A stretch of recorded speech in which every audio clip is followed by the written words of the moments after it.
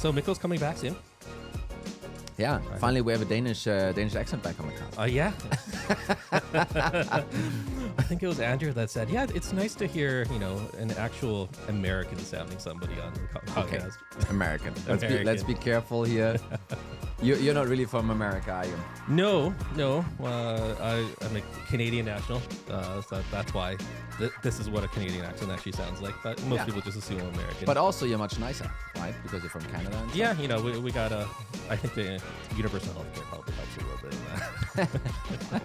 that. But anyway, let's talk about, with Mikko coming back here, I think another thing we're going to be seeing coming back in the economy is just another rough start to 2023. Oh, wow. What a transition. I know, right? I've been kind of working on a little bit of that one. But yeah, it's true. I guess we've talked a little bit about it on other podcasts, and not to beat a dead horse, but one thing we want to talk about is the fact, yes, this is something that we're dealing with. And yes, this is something that is just a reality, but there are some obvious, or rather some non-obvious strategies you can take into this new year to kind of get you out of this.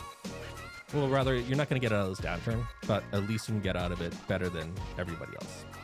Yeah, and I think this episode is actually we're gonna talk a little bit more about almost money stuff, which is not necessarily always kind of the RevOps sweet spot here. I think we're gonna go a little bit outside of that. We're gonna explore a little bit on the fringes here, because we could do another episode and talk about efficiencies this, efficiencies that. But I think there are also a couple of other levers you can pull as a business, as an organization, in order to help yourself out of this. Yeah. And some of that is basically what we're covering today. Definitely, and these are some really strong levers too. If I have to, as we're kind of going through them over the pre-production phase of this show. But let's first start about why we are kind of going into this year. Well, what exactly is going to be the problem, and kind of why we're in the situation at the beginning with. Yeah. So I'm not going to do the whole spiel from public markets to VCs to startups. But bottom line, people are going to buy less stuff. They're going to buy less stuff from probably what you are selling right now. And even worse, the stuff that you have sold the last couple of years, they probably will look at it with a very, a hard look. Yeah. and probably will say, you know what, nah, we kind of don't need this.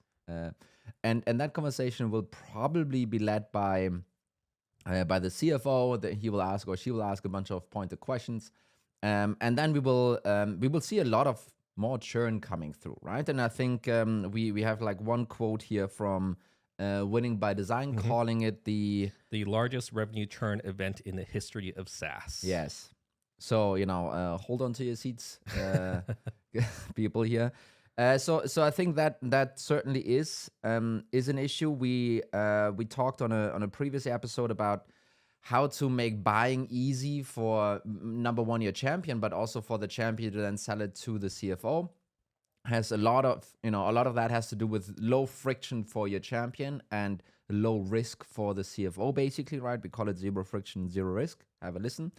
I think some of the side effects here, if you kind of take two steps back, some of the side effects will be, and again, maybe not everyone on the show is going to appreciate that, but for the last decade, or at least for the last couple of years, salaries have been going up and up and up, especially in tech, especially in SaaS tech. If you look at what you used to pay an account executive in New York in 2010 versus now, I mean, it's you basically 50, 60, 70% up since then, right? Yeah. And the same happened, less so as a benchmark, but the same happened across all different roles. And obviously, when everyone was getting a lot of cash, everyone was hiring a lot, everyone was stealing people from other organizations, and basically no one that got laid off or fired struggled to find a job, right? So basically kind of there was a cascading of bidding higher and higher and higher. So that is probably not going to happen this time around. I think Microsoft just yesterday announced another layoff of 10,000 people. Yeah. For them, that's 5% of the workforce. It sounds so big, but it's not that much actually for them. But again, it's 10,000, software tech workers out on the street, right, in the market. Yeah. And I think then the force pulling in the other direction is inflation, you could say, right? So we had for a year now, we had kind of inflation that was pretty high, 6, 8, 7, 8%, something like that. And usually salaries catch up with that. But I would probably say, both of those things coming together, I think they might cancel each other out and or might have a slight downturn. That's kind of what I'm thinking, which is for individual contributors listening, maybe bad news. For people running organizations, maybe also like, hey, wait a minute, my operating cost, my CAC might go down because of it, right? So I think that is kind of one side effect here. And then the other one is, and you can see it also in the stock price of Google or Facebook and so forth. People aren't buying so many ads anymore. Yeah. So basically what that means for you right now is that you will probably have an easier time or a cheaper, basically cost per lead is going to go down. Cost per acquisition is going to go down on all of those platforms. And that might be good if you're in a position where you can actually spend some money on that. Yeah, and I can definitely attest to looking at the content creator side. They've been in an ad apocalypse for a while, and I think it's just going to get worse. I think that we're going to see a lot less companies still advertising now. But with that said, maybe that is something you can jump on now. Yes, and and that then, so this is kind of the backdrop here, right? And obviously we didn't go into the whole companies will continue to do cuts. They will cut to the bone, and then there will be a new bone that they're going to cut down to soon. But inevitably they will run out of cash, and some of that has to do because they are unable to get new funds from their existing investors or from new investors, right? So there's a lot of scrutiny. There's a lot of focus on cash. Cash flow is going to be a thing for next year, 1000%, which is also why today we're talking a little bit more about maybe the cash side of things. Yeah. So I guess let's talk about, now that we've had a brief talk about why we're kind of in a situation that we're dealing with, let's go into some of the advice that we can actually start implementing. Yes. So let's start with number one here, which is obviously everyone is struggling or will struggle, which means all of your competitors will also struggle, right? So it's not just you being potentially a little bit weaker or slower in growing, it's everyone around you as well, also in the competitive field. Number one, they will probably invest a little bit less into their go-to-market engine, which again reduces competition, which reduces CAC payback overall for the industry. And it allows you to pick up some of those prospects that are in market a little bit cheaper because they're less contested. It might also allow you to pick up customers from your competitors to a degree, right? Maybe they struggle on building the product in the right way and so forth, kind of things you could have previously bought your way out of. And I think especially for some of the competitor plays, people don't sometimes do it. I don't know why, but this is maybe a little bit of a tactic. Just have specific landing pages for competitor comparisons, right? And everyone thinks about, okay, it's my brand versus competitor 1, competitor 2, competitor 3.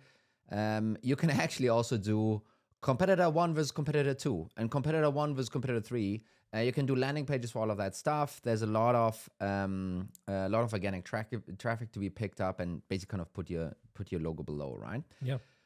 Okay, that's kind of in the normal wheelhouse of what everyone is doing here, listening to this. I think the other one is, those competitors, they will probably die. They will probably run out of business, and they will probably reach a point in the next 6 to 9 months where they, number one, can't get more funding, where they basically run out of cash, can't grow anymore. And then the cap table, so the capitalization table, which is the owners of that competitor, they will start looking around and being like, okay, what are we going to do with this thing now? And they will want to sell it. They will rather want to sell it instead of just, turning the key and walking away. They will want to sell it, but it's going to be a distressed sell. They will have to sell it. They will be back against the wall. So you can probably pick up some of those competitors for 1 or 2 times ARR. Yeah. When we had good times, 10x was the multiple that people were expecting, both for an exit, but maybe also for an IPO, and around the 10x. I think currently we're down for 6 or 7 or something like that. But if you are in a distressed asset sale and things aren't going great, and you basically the last thing you will do is to offer yourself to a competitor. So all the other options were exhausted already. You can probably pick someone like this up for 1 or 2 times revenue, which basically means it's a 24-month CAC payback. That's basically how you need to think about it. So you should totally consider doing it. And you can even try and structure those deals where you do one tranche of payment, the first year, and the other tranche of payment in the next year. Basically, kind of financing, at least the second tranche throughout customer payments coming in from the competitor. Yeah, and I think an interesting part about this entire point is now we have been doing a lot of competitor research anyway. And now I think that's going to be even more important, whether you're looking to buy them, whether you're looking to pick up their customers, whether you want to see what's up with what they're doing. Yeah, absolutely. But let's move on to the next point, which I think we've had some really interesting conversations about this, not even about the podcast, but adding AI elements to your business, not just marketing, but to your business.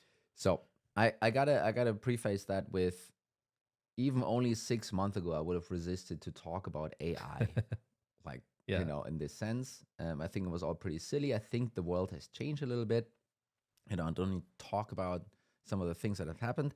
But I think number one, I believe that while previously AI was a little bit looked upon also in a product world, it's like, okay, sure, there's AI in there, of course. Yeah. It's really just some smart rules, but cool, let's call it AI.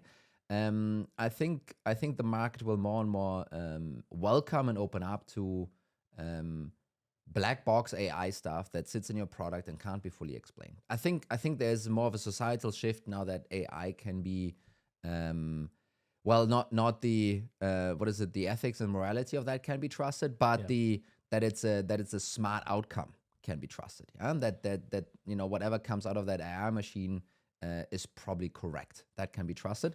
So you will see that probably come up more and more in products and so forth. But what we wanted to talk about here is not how, but just the point that you can and you should totally start thinking about augmenting your actual go-to-market machinery and even your product development organization with AI elements. Yeah. And super simple example. So we're doing something like that. Hey, we're figuring out what we want to talk about. We throw some of that into a prompt, and we get a nice outline back or structure, and we kind of see if it works or not.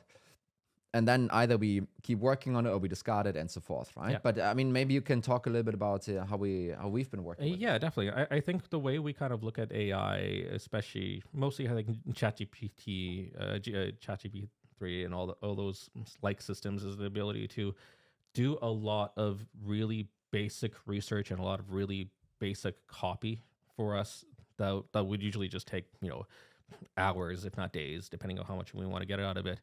And I think the way I've been working with a lot of these systems is look at it as if you are a marketing manager and the AI system is an intern that does all right work. Yeah. You need to do a lot of heavy copy editing on it, and you need to figure out exactly what you need. But I think a big importance of it, you also need to figure out what its limitations are, what kind of data it's actually drawing from, and the fact that you're not going to get a lot of perfect content. And what we really found is whenever we kind of create anything, whether it's a video, whether it's a podcast, whether it's a blog type format, we always look for what's a non-obvious thing, what's something that no one's really talking about, what can we bring new to the table. Mm-hmm. And a lot of these, at least these natural language processing systems can't do that. Yeah. Because essentially all they're doing is they're taking all the information already out there and boiling it down for you. Yes. Which saves you a ton of time, don't get me wrong. But I think we understand the limitations of it. And I think as long as once you understand the limitations of it, you can actually start prompting it with specific prompts that you need.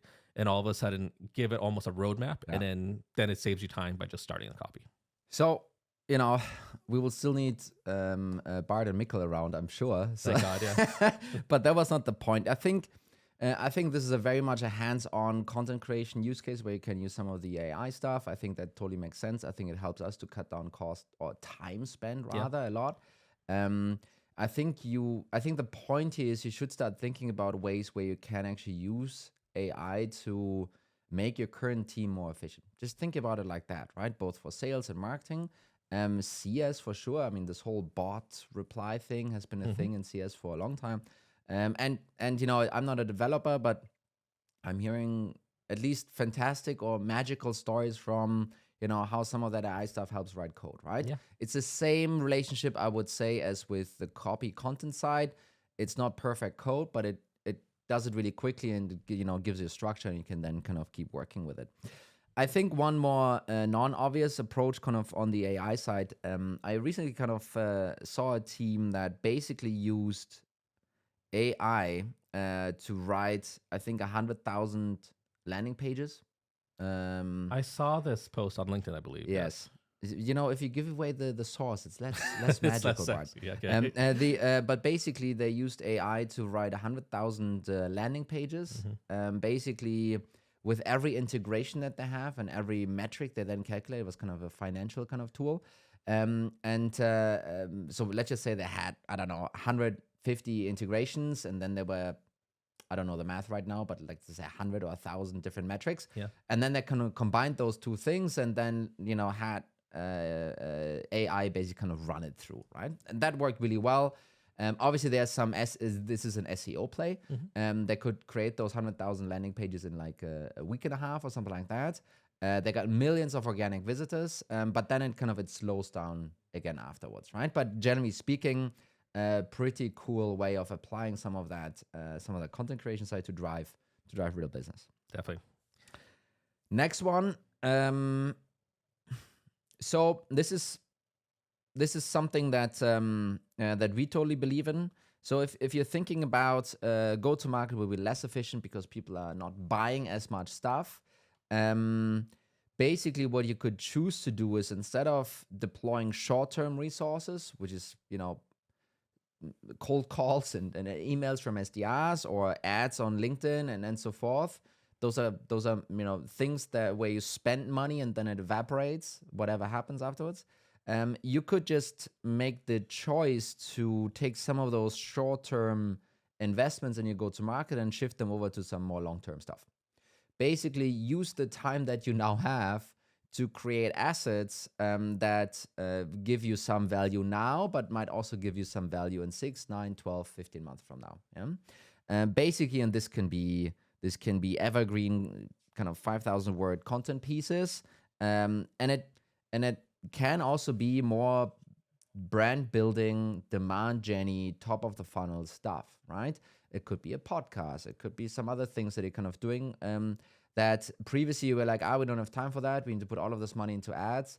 Now could be the time where you actually can maybe take a little bit of a step back from your LinkedIn credit card and you know, find other ways where you can create content that has a longer life cycle than that stuff there, right? I don't know if you want to add something here, but this is a bit more of a tactical play, right? And I think, like, especially on the idea of this taking time to actually do brand building and whatnot, you're going to have to do that anyway. Why not do it now? I mean, like, for example, the podcast example that we're doing here, yes, this is a long-term play for brand, and it's not going to be super successful off the bat, but once you start putting enough effort into it, once you actually start seeing some of the ROI eventually from this, then you'll understand kind of how it's almost like a boulder going down a hill. It's going to get faster and faster and faster. And I saw an interesting stat the other day, and I can't piece it together fully anymore, but basically it said something, once you're starting to be later stage, so 10, 20, 30 million in ARR, and you have a couple of competitors around you, 70% of the buying decisions will be done by brand alone. Basically, basically you're now talking about the, you know, early majority in the adoption cycle. It's not the innovators, it's not, you know, the crazy people that do all the research and sit on 5 demos and then figure it out. You're talking about the more lazy ones that are basically saying, who smells like the winner in the market here? Those guys, let's go to them, right? And this is where some of this brand building stuff then probably comes home. again, everyone here that is like very much attribution focused will be like, well, Tony, but show me how this ad in this book, translated into this guy having a conversation at the coffee table with that person, and then they bought. So we won't, right? But basically, a lot of people in the larger market, they are way too lazy to do all of that research that you're faced with, earlier on, and they will basically say, okay, who's the winner? Sometimes they go to Gartner and Forrester, like which one is the bubble in the top right, and then that's what they're gonna go for, right? And or I feel this one is the winner in the market. Let's go with them. Let's move on to the next point. And I think this is at one point when you were first pitching me this whole idea. And I think I had to listen to it a couple times to kind of really understand it. But when you first told me, you're like, oh, get a loan. Yeah. But this is an actual potential idea. So I'll let you kind of explain this. Yeah. So, and that's why we're kind of saying, hey, we're going a little bit into the cash and financing side here. You can obviously, so there are great businesses out there that basically don't need any outside financing. They probably have some debt component, but not venture capital, right? Then there's probably many people on this show listening have a venture capital component in it, and everyone is going for this equity piece all the time, right? And it makes sense because many reasons. Don't want to go into this. But there are more and more vendors out there that basically offer you debt. And some of them are more long-term debt. So this is the classical venture debt providers. You usually see them in combination with an equity round. So when someone announces 50 million, you can bet that 20 of that is venture debt instead of equity. But it doesn't matter. What we're talking about here, it's almost... let's call it the payday loans of your go-to-market engine, or running your go-to-market engine on a credit card, if you will, right? So let's kind of break it down a little bit. So what you and for this to make sense for you, what you need to have is a cash CAC payback of, let's say, 3 months. What does that mean, cash CAC payback? Basically, let's just say you have a sales cycle of 3 months. And then you have a full year upfront payment, coming in directly there, right? So basically, you're spending, let's just say, 1 million in January in your go-to-market engine. You acquire customers worth maybe 1 million in ARR, whatever, and then in April, they pay all their bills and they give you 1 million back. You need to have this dynamic, and you might not have it across your whole revenue engine. You might just have it in parts. If you had it in parts, you need to figure out which parts those are. Maybe Growbox can help you with that. But generally speaking, you kind of need to figure out where you have a really high cash turnover, if you will, right? And what you then can do is you can approach some of those short-term lenders, create a credit line with them, and basically say, hey, listen, you give me $1 million here. I can prove to you that I've been doing that motion for a year. You give me $1 million here, and I pay it back in 3 or 4 months from now. Yeah, and obviously you do that again and again and again, right? You do it for February, you do it for March, you do it, and so forth, right? And basically the idea then is that over the year you raised in debt $12 million. You paid back $12 million because it's really short term, obviously. You grew your ARR by $12 million. And the actual money out of your bank account is only the interest, basically, which, will clock in probably at 5 to 10%, like, it will be $1 million or so. But still, you grew 12 million in ARR for really only using 1 million in equity. And obviously, once those customers renew next year, all of that growth is there, right?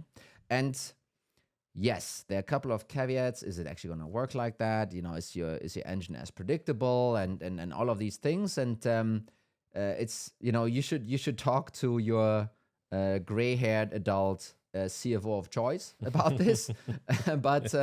But this certainly is something that that you can explore, right? And what that basically means is, instead of cutting down your go-to-market engine more and more and more, you can basically use outside debt funding short-term in order to finance your go-to-market engine and use the other funds either for just your bank account or to invest in building product and so forth. Definitely. I love the idea of the payback loans of CAC. That's an article I would at least click on. But Yeah. like you said, I think you need to have that level of granularity to make this make sense at the very start before you even consider this. Yes. Now let's talk about, I guess, our final point, and the name of the game for this year is going to be keep that account no matter what. Yes, I think this is probably leaning more towards the obvious side of a growth play here. I think, winning by design, the churn event of the year, and of I don't know, history. Yes, I'm not sure of all time. Yes, of all time how they kind of phrase it, and I think that's true. And this trick here is not gonna save everything kind of on your side on this, but basically have an approach where you are extremely lenient with your customers on payment terms. Maybe pause the subscription and let them still use it. Basically, try and avoid everything you can to lose that customer. Try and totally not lose that customer. Yeah. And so we did this actually when I was working at Plan Day, and we so again I started on the 1st of March 2020. We were selling to small restaurants and hotels. So March 2020, COVID hit. 2 weeks later, basically, I was like, what did I do?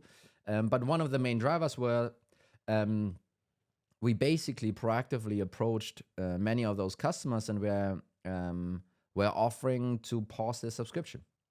Mm-hmm. Because obviously they couldn't open their stores. They didn't need our software, and they needed to cut a lot, and there was all kinds of subsidies going on.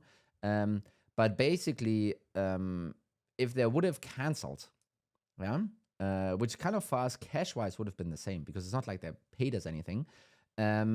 Then basically, when they then want to start back up eventually, they will go out and probably not only look at us, but they might look at other companies as well.